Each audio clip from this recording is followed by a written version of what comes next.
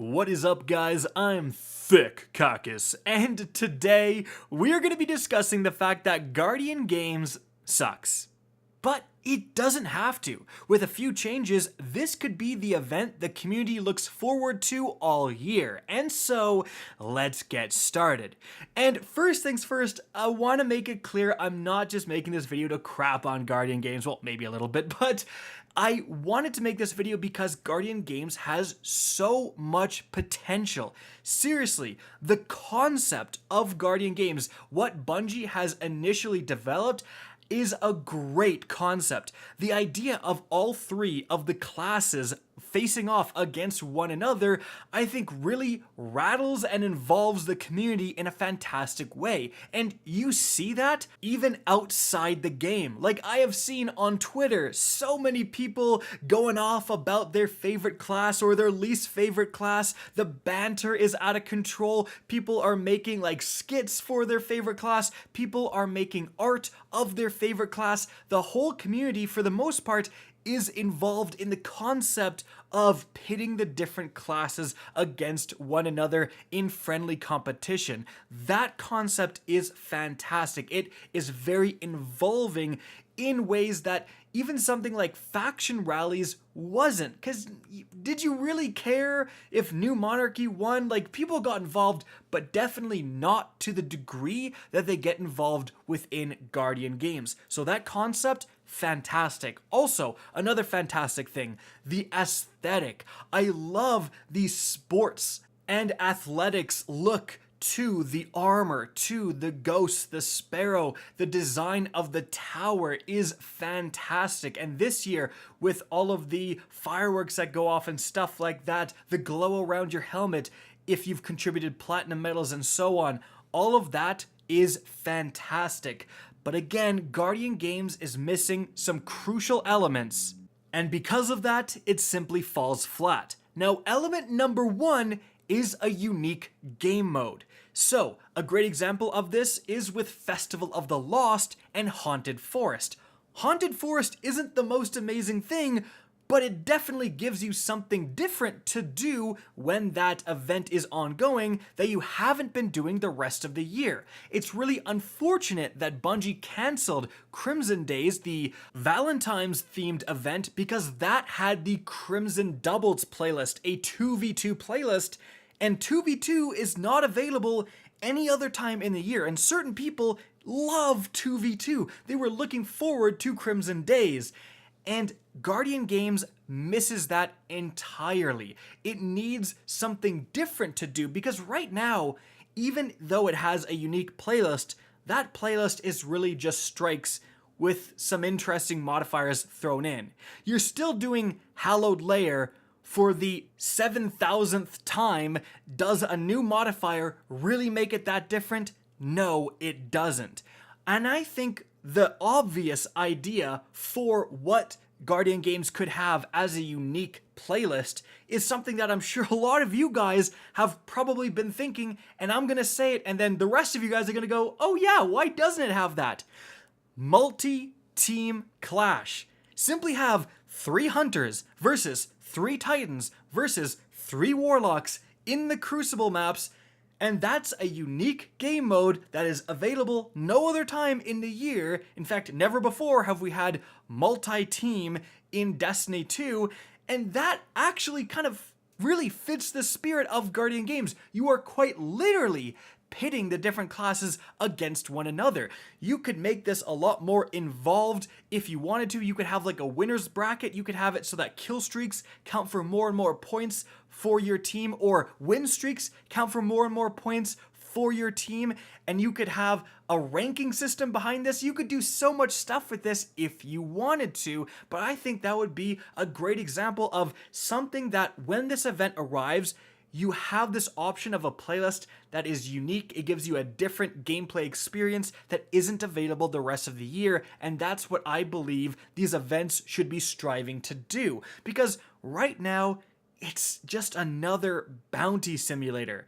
Yes, Bungie improved how the laurels work. I think it makes more sense to go earn these laurels and buy the contender cards, and then you get the medals that you can redeem for some decent rewards. Like if I'm looking at this very realistically, it's kind of nice that if I'm already grinding Nightfalls, now I can pick up a Nightfall contender card and get essentially a free platinum medal because I'm grinding Nightfalls anyways and get some more rewards. But those rewards are just the same legendary world drops that I've been getting constantly for doing every activity in the game. And I think that is another huge factor behind Guardian Games feeling quite lackluster this year, and that is a lack of rewards. So, originally, we had an all-new exotic, the Heir Apparent, behind Guardian Games. And whenever a new exotic is involved, that is a very big deal. But for those of you who played that first year, it was quite the drawn-out process to get the Heir Apparent. It took multiple days. In fact, the people who got it first actually had to delete characters and make new characters to get more medals, like initial medals for starting those new characters. It was kind of a whole thing. So this year they made the process like completely the opposite end of the spectrum. It is an absolute joke to get the Heir Apparent. You gotta shoot some stuff with machine guns and get 50 laurels. So maybe they went a little too far in the other direction, but you also have a new exotic catalyst. That catalyst does make the Heir Apparent pretty darn powerful this year, but again, it's not really that complicated of a process to go and get. And even though I would applaud Bungie for having this exotic associated with this event, an exotic is a great reward, I'm not saying it isn't, once you get it, you're kind of done. And so Guardian Games lasts for multiple weeks, but you get the Heir Apparent and the Catalyst in the first day, potentially, and then it's like, what next? And I think the way to solve this is what Bungie has already been doing with other limited time events, such as the Christmas event with The Dawning, where you simply have exclusive legendary weapons. Just introduce one legendary weapons with random rolls, somewhat similar to something like the bottom dollar. That is a very good archetype. It's a 120 hand cannon, and it has a lot of different perks. Like, you're gonna have to grind a while to get a good bottom dollar, likely. Just add something like that to Guardian Games. And if Bungie did that, I now have an incentive to grind Guardian Games a lot more because I'm trying to get the God roll and maybe even the PvP God roll and the PvE God roll of this limited time legendary weapon. The same thing happened with The Dawning. People spent a lot of time playing The Dawning so they could get the God roll Glacioclasm, so they could get the God roll Cold Front with Firefly before Bungie removed it, right? So that was a legitimate incentive, and you saw a lot more people spending a lot more time in those type of events that had those legendary, exclusive legendary weapons tied to those events. So that is absolutely something Bungie needs to do. I think the fact that really the only rewards you're getting, aside from the Heir Apparent stuff, which again is gone in the first day you're playing, the fact that the only legendary rewards are just normal world drops, like that's just not gonna cut it. And I feel the last thing Guardian Games needs to improve is basically the sense that you don't matter in this competition, right? Where you could just grind the heck out of as many contender cards as you can in a day and your team is still gonna lose, right? Because there's so many extra players out there who aren't contributing or are contributing a ton. Like, it just feels like this whole competition is completely out of your hands. And the way that it's balanced this year also feels very weird. Like, the first year, all the medals were weighted based on active players because there's so much more hunters than the other classes. But obviously, with how it ended, where Titans won every single day, something was weird, right? Something was done. It had to be that something was done maybe a little bit wrong, and hunters definitely felt like they got screwed in that first year. Fair enough.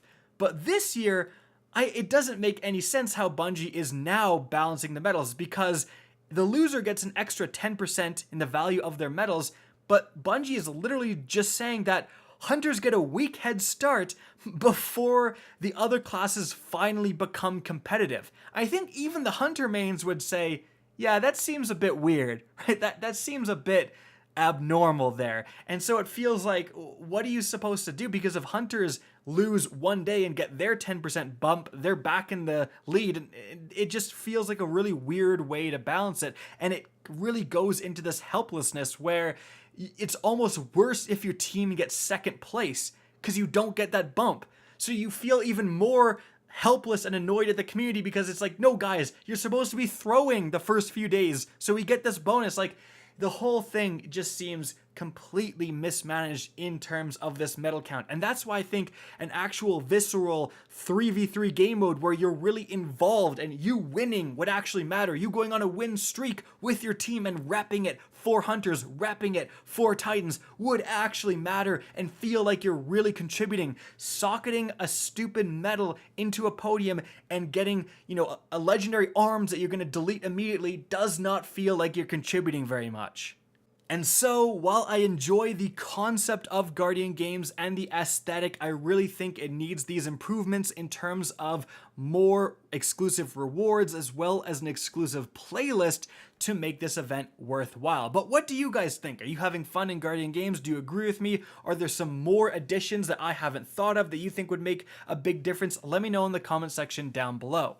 I hope you guys enjoyed this video, found it informative, and if you did, please remember to help me out by simply rating and especially sharing this video. If you guys want to see more Destiny 2 content similar to this, don't be afraid to slap that subscribe button. If you want to get in touch with me and keep up to date with the latest channel activity, the best way is to follow me on Twitter at RickKakis. That's linked in the description down below. Again, I hope you enjoyed the video, and as always, have a good day.